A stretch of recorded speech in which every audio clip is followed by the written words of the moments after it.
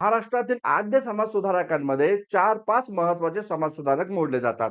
ज्यामध्ये जगन्नाथ नाना शंकरशेठ आहे, जांभेकर आहे, दादोबा पांडुरंग आहे, भाऊ महाजन आहे, भाऊ दाजीलाल आणि बाबा पद्मजी आहे.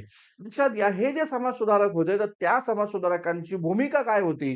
तर त्यांनी भूमिका अशी घेतली, की इंग्रज आणि ख्रिश्चन मिशनरी यांच्या प्रभावाखाली राहून भारतीय समाजामध्ये पाश्चात्य बदल या ठिकाणी घडवून आणायचा.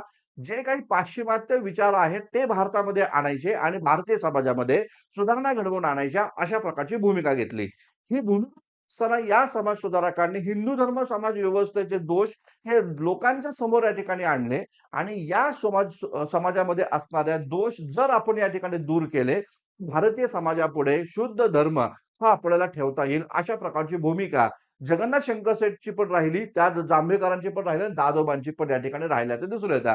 मात्र त्यांच्या या समाज सुधारणेच्या भूमिकेमुळं झालं काय, की या काळामध्ये भारतीय समाज जो होता, तर त्या भारतीय समाजाबाबत आपल्या भारतीय तरुणांमध्ये न्यूनगंडाची भावना निर्माण झाली, की ज्या समाजामध्ये सती प्रथा आहे, ज्या समाजामध्ये जाती व्यवस्था आहे, ज्या समाजामध्ये अस्पृश्यता आहे, ज्या समाजामध्ये स्त्रियांना सन्मानाचं स्थान नाही, दुय्यम स्थान आहे, अशा समाजाचे आपण घटक आहोत. आणि म्हणून मग समाजामध्ये त्यांच्यामध्ये तरुणांमध्ये न्यूनगंड निर्माण झाला आणि त्यामुळे हे लोक या ठिकाणी स्वतःचा धर्म सोडून त्या ठिकाणी अन्य म्हणजेच ख्रिश्चन धर्माकडे मोठ्या प्रमाणात आकर्षित झाल्याचं दिसून येतं.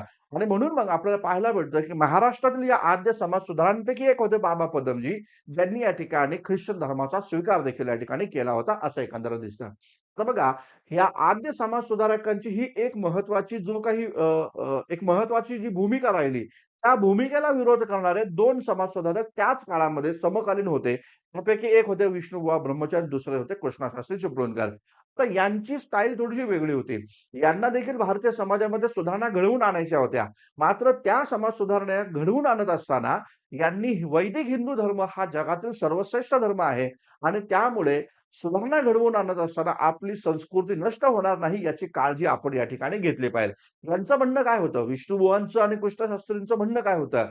की चातुर्वर्ण व्यवस्था ही हिंदू धर्म समाज व्यवस्थेचा मूळ आहे आणि त्यामुळे चातुर्वर्ण व्यवस्थेच्या ढाच्याला धक्का न लावता तुम्हाला या ठिकाणी सुधारणा करायचा आहे, अशी भूमिका यांची या ठिकाणी राहिली आणि म्हणून मग इथं पाहायला भेटतं विष्णुबुवा ब्रह्मचारी आणि कृष्णशास्त्री चिपळूणकर आपण पाहिलं, तर हे हिंदू धर्माचं महत्त्व वाढवणारे ग्रंथ लिहितात. जसं की आपण पाहतो वेदोक्त धर्म प्रकाश लिहिला, भावार्थ सिंधू यांनी या ठिकाणी लिहिलं विष्णुबुवांनी. अशा प्रकारे आपल्याला पाहायला भेटतं. मात्र हे सर्व करत असताना हे विष्णुबुवा ब्रह्मचारी आणि कृष्णशास्त्री चिपळूणकर या 2 समाज सुधारकांनी सामाजिक सुधारणेचे जे काही महत्त्वाचे घटक होते, जे महत्त्वाचे लोक होते त्या काळातील, जे ब्रिटिशांच्या